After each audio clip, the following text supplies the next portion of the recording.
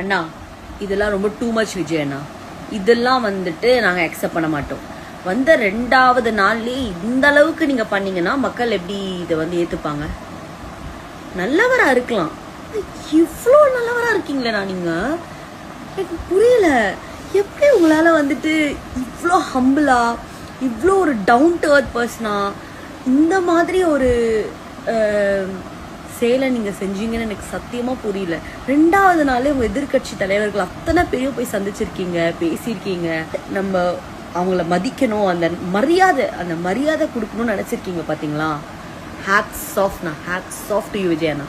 பூந்தமல்லியில 10 kilo கஞ்சா பறிமுதல் பண்ணியிருக்காங்க. இன்னைக்கு ராமநாதபுரத்துல 320 கிலோ கஞ்சா பறிமுதல் பண்ணியிருக்காங்க. புதுப்பேட்ல சட்டவிரோதமா மது விற்பனை செஞ்ச ஒரு ஆளை பிடிச்சு அந்த கூட்டத்தையே வந்து இன்னைக்கு பிடிச்சிருக்காங்க நம்ம காவல்துறை. எல்லாமே 2வது நாள்லயே அவர் சொன்னதை செஞ்சுட்டு தானே மக்களே இருக்காரு. த சேஞ்ச், இந்த மாற்றத்தை தானே நம்ம எல்லாருமே எதிர்பார்த்துட்டு இருந்தோம்.